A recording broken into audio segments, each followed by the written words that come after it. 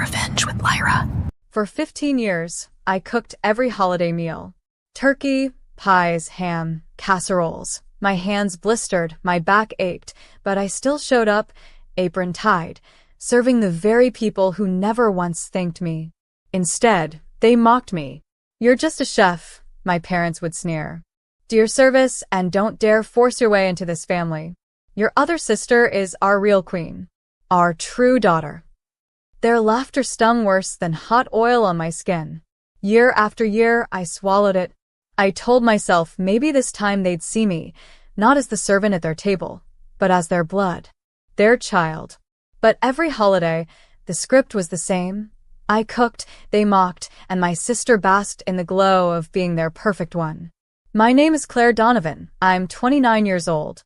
And if you think you know how this ends, stay tuned. What happens when the hands that feed stop serving altogether? It was Thanksgiving when something inside me snapped. As my mother barked orders and my father chuckled at my lowly service, I dropped the carving knife, looked up, and said one word that stunned them. No. The room froze. My sister's smug smile faltered. Mom's hand hovered midair, holding her wine glass. Dad's brow furrowed. "No," he repeated, like the word was foreign. I wiped my hands on my apron, untied the knot, and set it on the counter. "This is the last meal I cook for you." That Christmas, I didn't show up. No pies. No ham. No meat. Just silence, and a raw turkey sitting untouched on their counter, mocking them the way they once mocked me. It was the first taste of hunger they couldn't laugh away. Christmas morning, my phone buzzed nonstop. First came the text from Mom. "Where are you? The turkey isn't in the oven. You're late. Stop playing games." Then Dad's voice on voicemail, sharp and commanding. "Claire, get over here. This family doesn't run without you in the kitchen." "Do your job. My job." That's all I'd ever been to them, a servant disguised as a daughter. I silenced my phone and poured myself coffee in my quiet apartment. For the first time in years, I wasn't elbow deep in stuffing, sweating in front of a hot oven while they laughed in the dining room. I was free. By noon, the tone of their messages shifted. Mom's frantic voice trembled in the next voicemail. "Claire, what's going on? Everyone's here, and nothing's ready. Your sister is embarrassed. Please just come." I imagine them standing around a cold, raw turkey, casseroles unmade, pies unbaked, their smug faces collapsing as relatives whispered. The image made me smile. At 3 p.m., the final voicemail arrived, my sister's voice dripping with venom. "You've ruined everything. Do you know how humiliated I am? Everyone saw what a disaster this was. You'll regret this." But I didn't regret it. For the first time in 15 years, I sat at my own table, eating takeout Chinese food with candles lit, laughing at the irony. They thought I was disposable, a tool to keep their tradition alive. But my absence had left them starving, in every sense. They had built their holidays on my labor. And when I pulled it away, the cracks in their perfect family image showed. The silence I left behind wasn't empty. It was deafening. New Year's Eve came, and instead of fireworks, I got pounding at my apartment door. When I opened it, my parents stood there, bundled in coats, my sister just behind them with arms crossed like a queen stripped of her crown. Mom started first, her voice sugar-sweet but brittle. "Claire, honey, we overreacted. You know we love your cooking. It wasn't right for you to skip Christmas. You embarrassed the family." I leaned against the doorframe. "Embarrass the family? You mean by not letting you humiliate me in front of your guests while I worked like a maid?" Dad's jaw clenched. "Stop being dramatic. We need you. Everyone expects tradition. Your sister can't. Your sister can't cook." I cut him off. "That's what you mean. And suddenly I'm useful again." My sister scoffed, her tone venomous. "Don't flatter yourself. You're nothing without us. You're just a chef, Claire. We gave you the stage. Without our table, you're invisible." Her words hit like stones, but this time, I didn't flinch. Instead, I stepped back into my apartment, grabbed a small folder from the counter, and held it up. Invisible? Funny, because I've been recording for years. Every insult, every dismissal, every moment you called me the help instead of family. Their eyes widened. I'm not just a chef, I said, voice steady. I'm the proof that your perfect family isn't perfect at all. And if you think I'll stay silent, think again. For the first time, none of them had a comeback. They stared at me, pale and speechless, as the reality of what I held sank in. I shut the door softly, leaving them in the hallway with nothing but silence and fear. The days after New Year's were strangely quiet. No more pounding at my door, no more demands for my duty. Instead, a different kind of buzz filled the air, rumors. My cousin texted first. Your mom looked awful at brunch. People are talking about Christmas being a disaster. What happened? Then an old family friend messaged. Heard you finally stood up to them. About time. The whispers I had once dreaded were now working in my favor. The truth had begun to leak out, piece by piece, and the perfect image my parents had crafted around my queen sister was cracking. Meanwhile, the folder sat on my desk like a loaded weapon. Years of insults scribbled in journals. Voice recordings from dinners where I was ordered to serve, not sit. Even photos of me cooking alone in the kitchen while the rest of them posed for family pictures without me. I didn't send anything out. Not yet.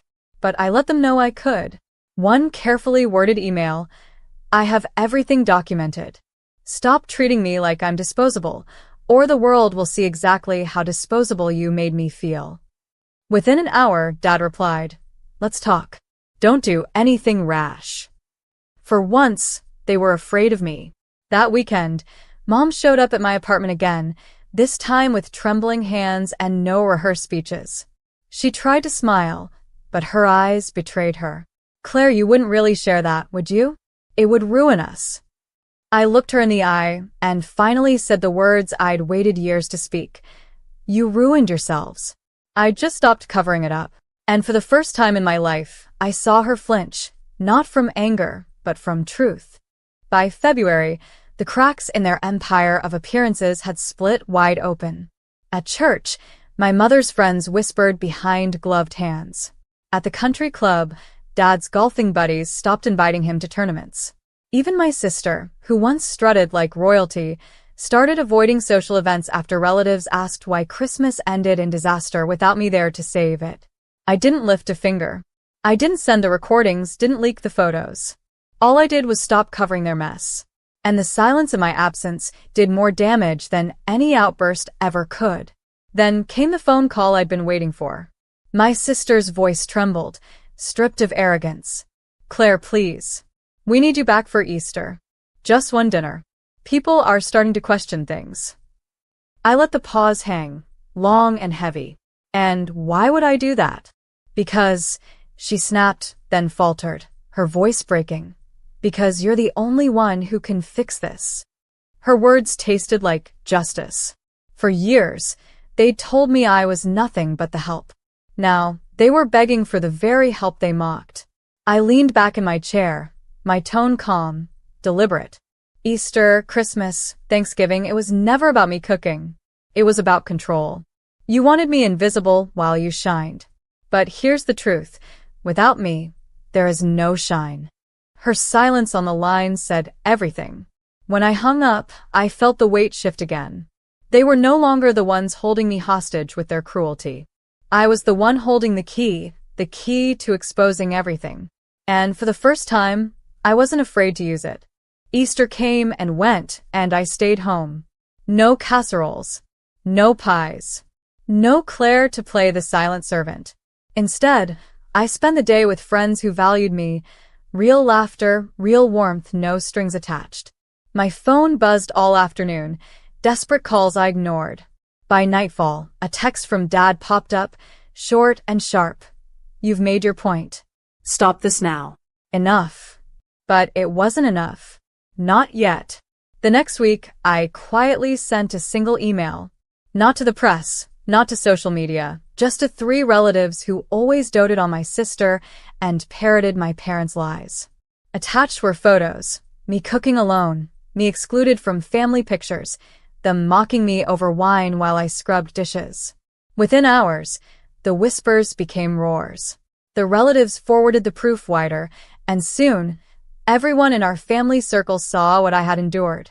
My mother called me sobbing. "Claire, how could you betray us like this? People are calling, they're disgusted. Do you know what you've done?" I held the phone to my ear, steady. No, Mom. "Do you know what you've done? You spent 15 years calling me less than family. Now they finally see it for themselves." My sister tried next, her tone brittle. "Fine, you've embarrassed us. But if you care at all about this family's future, you'll stop." I almost laughed. "Future? You erased mine every time you called me. Just a chef. This isn't about family. This is about truth."